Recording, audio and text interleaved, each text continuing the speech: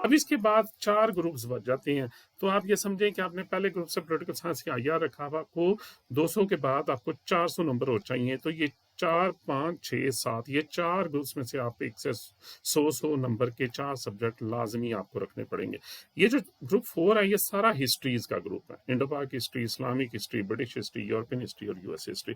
अब European history obviously इसका बड़ा लंबा सिलेबस है, लोग इसको नहीं रखते। तो British is a part of European history, तो ब्रिटिश हिस्ट्री क्योंकि एक एम्पायर रही है तो इसका भी बहुत बड़ा सिलेबस है, तो लोग इन दोनों को नहीं करते। इस्लामिक हिस्ट्री आपको पता है, प्री इस्लामिक इरा, पोस्ट इस्लामिक, वो भी बहुत ज्यादा सिलेबस बन जाता है। तो इसके जो फेवरेट सब्जेक्ट है वो यूएस हिस्ट्री और इंडो पाक हिस्ट्री। जो तो लोग पॉलिटिकल साइंस के या ईआर के हैं वो यूएस हिस्ट्री को कर लेते हैं, क्योंकि ये बड़ा स्ट्रेंज, इसके जो नाम है, इसके जो लीडर्स हैं, वो हम बाज लोगों को नहीं इतना ज़्यादा उनके अवेयरनेस, तो वो इसको ज़रा इतना पसंद नहीं करते। जनरली लोग इंडो पाक हिस्ट्री यहाँ पे करते हैं, क्योंकि ये Pakistan affairs, current affairs, political science ऐसे वगैरह के साथ बहुत ज़्यादा ओवरलैपिंग करता है। लेकिन जो आजकल लोग बहुत ज़्यादा जो आईआर या पॉलिटिकल साइंस के जो ज़्यादा एस्पायरेंट्स हैं वो यूएस हिस्ट्री रख रहे हैं, और ये बड़ा फेवरेट सब्जेक्ट है और मार्क्स भी बहुत अच्छे दे रहा है, क्योंकि शॉर्ट इसका सिलेबस है और क्लोज एंडेड क्वेश्चंस हैं। ये ग्रुप जो है इसके अंदर इंटरेस्टिंग सब्जेक्ट है, जेंडर स्टडीज है, और उसके बाद आप देखें तो environmental science, agriculture, botany, zoology और दोनों लिटरेचर है, इंग्लिश और उर्दू। अब आप ये सब्जेक्ट देखें, इनकी तो प्रायर नॉलेज होनी जरूरी है, तो ये वैसे ही एक तरह से मतलब आउट हो गए। इनका भी पार्शली प्रायर नॉलेज अगर आपके पास नहीं है, इसमें केस स्टडीज आती हैं जो बड़ी डिफिकल्ट होती हैं आम बंदे के लिए जिसने ये नहीं पढ़ा। तो ले दे के ये एक सब्जेक्ट आ जाता है जेंडर स्टडी, और ये बहुत ही फेवरेट सब्जेक्ट है। ये जनरली समझे कि 95% स्टूडेंट्स इसको रखते हैं।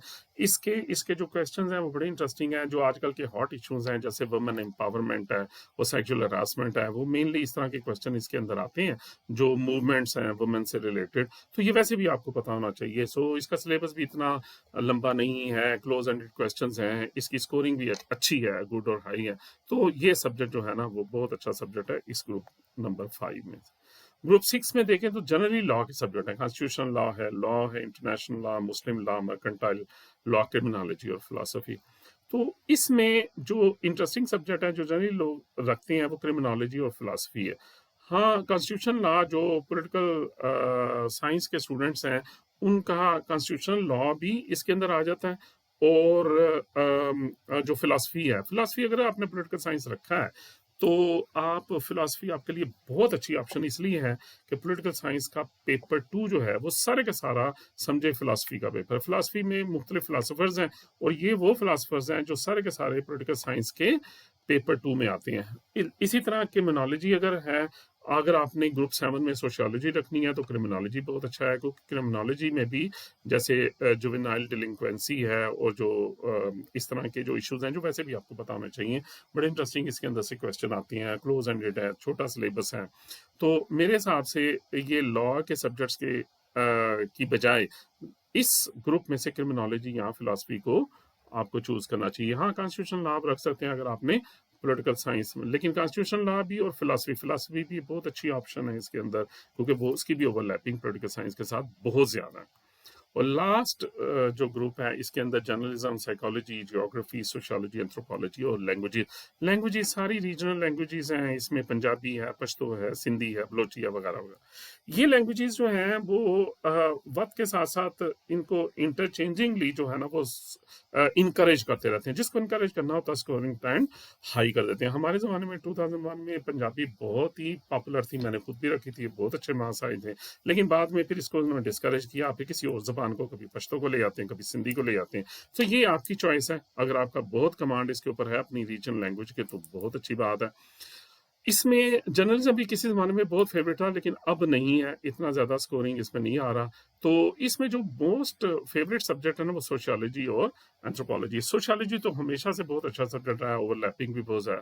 लेकिन करंटली इस वक्त जो प्रमोट वो कर रहा है एपीएससी, वो एंथ्रोपोलॉजी का कर रहा है। इसके बड़े अच्छे रिजल्ट आ रहे हैं और इसकी ओवरलैपिंग भी बहुत ज़्यादा है। इसका इसका नाम बड़ा अजीबोगरीब लगता है, लेकिन ये बहुत अच्छा सब्जेक्ट है और लोग इसको रख रहे हैं। सो मेरे हिसाब से ग्रुप 7 में सोशियोलॉजी, एंथ्रोपोलॉजी में से कोई एक सब्जेक्ट आपको सिलेक्ट करना चाहिए।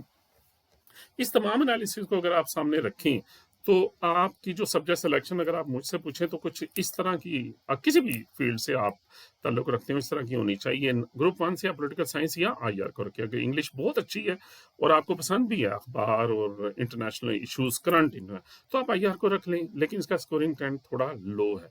तो अगर आपका क्रैमिंग क्वालिटी बहुत ज़्यादा है और आप हिस्टोरिकल पर्सपेक्टिव में क्लोज एंडेड क्वेश्चन को लिखना चाहते हैं और इंग्लिश आपकी मीडियम सी है, तो बेहतर है कि आप पॉलिटिकल साइंस से रखें। इसका बहुत अच्छा स्कोरिंग ट्रेंड है और समझे 90% स्टूडेंट पॉलिटिकल साइंस ही रखते हैं, आईआर नहीं रखते।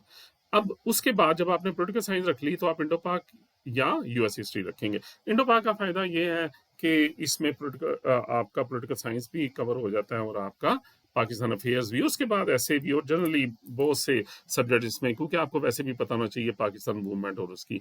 यूएस हिस्ट्री शॉर्ट है, क्लोज एंड क्वेश्चंस हैं। अगर आपने आईआर रखा हुआ है तो फिर ठीक है, आईआर से उसके साथ तो बेहतर है कि आप यूएस हिस्ट्री रखें इस ग्रुप में। इसके बाद आप एक 100 नंबर का जेंडर स्टडी जरूर रखें, क्योंकि ये बहुत ऐसे इश्यूज हैं जो समझे कि आपके अखबार से तैयार हो जाएंगे। न्यूज़पेपर अगर आप साल 6 महीने पढ़ते रहें तो आपके जेंडर स्टडीज के सारे क्वेश्चन इसमें से ही तैयार हो जाएंगे। तो अगर आपने पॉलिटिकल साइंस रखा है तो कॉन्स्टिट्यूशन लॉ भी रख सकते हैं, और फिलासफी। पॉलिटिकल साइंस रखा है तो लाजमी कॉन्स्टिट्यूशन लॉ और मेरा ख्याल है फिलासफी रखें, क्योंकि पॉलिटिकल साइंस के सारे फिलासफर्स इस फिलासफी के सब्जेक्ट के अंदर मौजूद है। और अगर आपने आईआर रखा है तो फिर आप इंटरनेशनल लॉ इसके अंदर रख लें।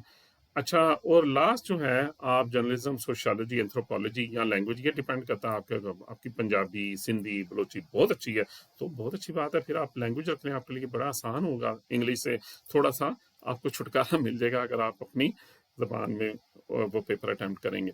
लेकिन इसमें सोशियोलॉजी, एंथ्रोपोलॉजी बहुत अच्छे सब्जेक्ट हैं और लोग इन दोनों में से ही सिलेक्ट करते हैं और ये आपकी 600 नंबर की सिलेक्शन हो जाती है। So that is all for this. आपका टेक अवे क्या है?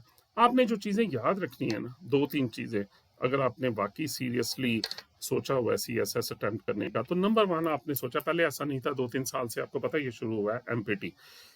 If you want to appear in CSS, you have to appear first of all in MPT। MPT को क्वालिफाई करना पड़ेगा, जो मल्टीपल चॉइस प्रिलिमिनरी टेस्ट है। जो लोग 2024 में अपेयर होंगे वो ऑलरेडी इसको क्वालिफाई कर चुके हैं 2023 में। अगर आप 2025 में अपेयर हो रहे हैं तो आप 2024 में MPT को करेंगे। ये छोटा सा टेस्ट होता है जिसमें इंग्लिश, मैथ और शायद उर्दू भी इसके अंदर मौजूद है।